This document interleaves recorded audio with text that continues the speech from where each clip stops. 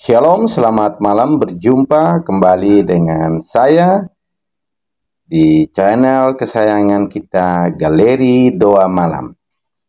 Pada malam hari ini, sebelum kita membaca dan merenungkan akan kebenaran firman Tuhan, marilah kita datang ke hadirat Tuhan, kita berdoa, kita mohon bimbingan penyertaan Roh-Mu yang kudus, untuk dapat menyertai, melindungi kami, membimbing, menuntun kami, agar kami dapat mengerti akan sabda kebenaran firman-Mu di malam hari ini. Marilah kita berdoa. Bapa, tiba saatnya kami akan membaca, merenungkan sabda kebenaran firman-Mu di malam hari ini. Curahkanlah kuasa Roh-Mu yang kudus bagi kami, agar kami dapat mengerti, memahami akan sabda firman-Mu di malam hari ini.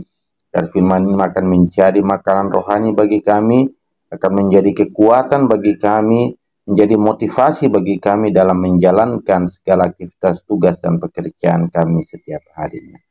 Hanya di dalam nama Tuhan Yesus Kristus, kami siap mendengarkan sabda kebenaran firman-Mu. Amin.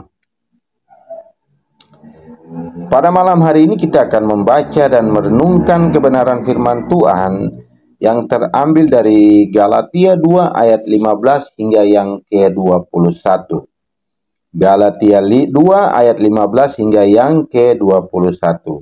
Dan yang akan menjadi pokok renungan kita yaitu pada ayat yang ke-19. Demikian bunyi kebenaran firman Tuhan. Sebab aku telah mati oleh hukum Taurat untuk hukum Taurat, supaya aku hidup untuk Allah. Aku telah disalibkan dengan Kristus. Saya ulangi kembali. Sebab aku telah mati oleh hukum Taurat untuk hukum Taurat, supaya aku hidup untuk Allah. Aku telah disalibkan dengan Kristus. Kehidupan Paulus telah diubahkan. Ia tidak lagi sama seperti dulu ketika masih bernama Saulus. Sebab ketika dahulu Saulus atau yang disebut sekarang adalah Paulus, itu merupakan musuh terbesar. Dia paling tidak suka sama orang-orang Kristen. Kemana saja dia ketemu, dia menangkap, bahkan mungkin dia membunuh mereka. Itulah kejahatan yang ia perbuat kepada umat Tuhan. Tetapi ketika Tuhan menjamah dia, Tuhan mengetuk pintu hati dia, Tuhan menegur dia, maka saat itu dia benar-benar sadar bahwa perbuatan yang ia perbuat itu benar-benar sangat mengecewakan hati Tuhan Yesus. Sehingga Saulus bertobat dan namanya berubah menjadi Paulus. Paulus berkata bahwa hidup yang ia jalani sekarang bukan lagi aku sendiri yang hidup, melainkan Kristus yang hidup di dalam aku, dan hidupku yang kuhidupi sekarang di dalam daging adalah hidup oleh iman dalam Anak Allah yang telah mengasihi aku dan menyerahkan dirinya untuk aku. Hidup Paulus telah disalibkan bersama Kristus. Apakah ini berarti Paulus benar-benar disalibkan secara jasmani bersama Kristus?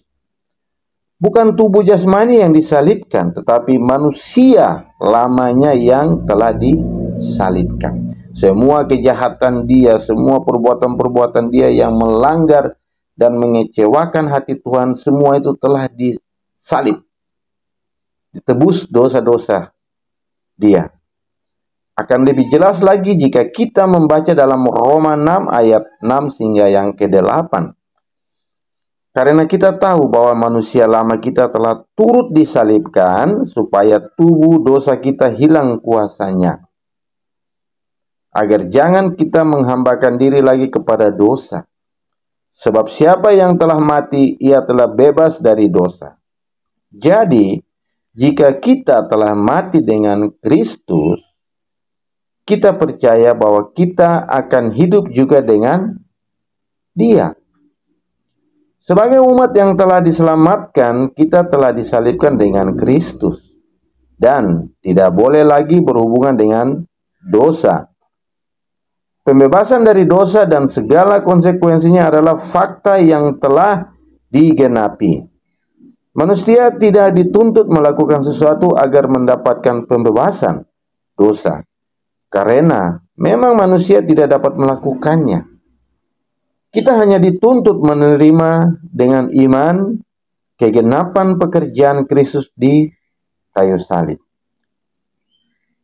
Yesus berkata, setiap orang yang mau mengikut aku, ia harus menyangkal dirinya, memikul salibnya setiap hari dan mengikut aku. Penyangkalan diri inilah yang harus kita lakukan terus-menerus. Harus kita lakukan terus-menerus. Kenapa kita harus melakukan terus-menerus? Allah berurusan dengan dosa-dosa dan diri kita melalui dua cara yang sangat berbeda. Menaklukkan dosa memerlukan beberapa saat saja. Namun menyangkal diri membutuhkan waktu yang sepanjang hidup kita. Sekali saja di atas kayu salib, Yesus menanggung dosa-dosa kita. Sedangkan sepanjang hidupnya, Dia harus menyangkal dirinya. Kita harus meneladani dan mengikuti jejak Yesus, sebab penyangkalan diri adalah pengalaman bersama Kristus. Penyangkalan diri adalah pengalaman bersama Yesus Kristus. Barang siapa menjadi milik Kristus Yesus, ia telah menyalibkan daging dengan segala hawa nafsu dan keinginannya. Luar biasa kebenaran firman Tuhan kita di malam hari ini. Semoga dapat memberikan motivasi bagi kita, kekuatan, serta lebih jauh lagi iman kita terhadap Tuhan Yesus. Kita harus bisa hidup ikut jejak seperti yang Paulus lakukan kepada Kristus. Itu menjadi suatu tantangan dalam hidup kita. Apakah kita siap untuk mati bersama-sama Kristus? Kita siap disalibkan kembali. Artinya semua perbuatan-perbuatan jahat kita, semua yang kita lakukan tidak menyenangkan hati Tuhan, apakah kita sanggup untuk disalibkan kembali agar semua perbuatan-perbuatan itu dapat dihilangkan dalam kehidupan kita? Atau mungkin itu merupakan suatu hobi seperti yang Paulus lakukan. Dia sangat sekali senang untuk menangkap orang-orang Kristen, menganiaya mereka. Tetapi ketika dia disalibkan bersama-sama dengan Kristus, maka semua kejahatan dia sudah lupakan. Dia berbalik dan mengikuti Tuhan Yesus kembali. Dan banyak sekali dia menyelamatkan umat-umat untuk datang kembali kepada Tuhan. Demikian kebenaran firman Tuhan. Untuk mengakhiri, marilah kita berdoa. Terima kasih banyak Tuhan Yesus, ajarkanlah kepada kami untuk bisa seturut dengan apa yang Paulus lakukan kepada Engkau Bapa. Menyelamatkan banyak jiwa, menyalibkan diri bersama-sama dengan Kristus. Semoga ini akan menjadi semangat bagi kami, motivasi bagi kami, kekuatan bagi kami untuk menjalankan kehidupan kami hari lepas hari. Berkati juga semua orang yang menyaksikan penayangan ini juga Tuhan. Mungkin bagi mereka yang sedang sakit, Tuhan jamah, Tuhan sembuhkan mereka. Mungkin bagi mereka yang mengalami kesusahan, Tuhan turut campur tangan membantu memulihkan segala ekonomi rumah tangga mereka maupun usaha mereka. Dan bagi mereka yang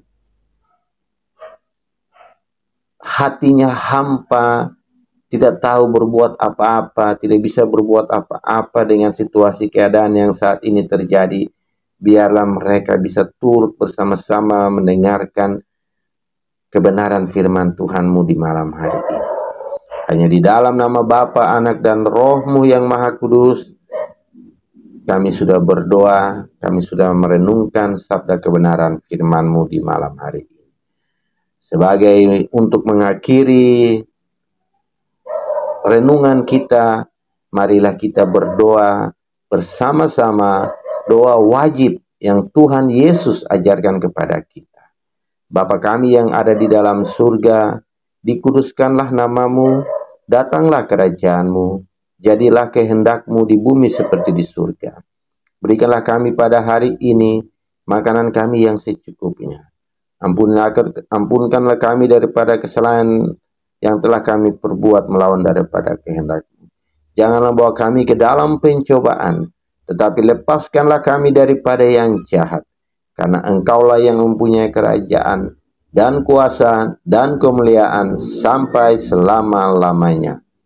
Amin.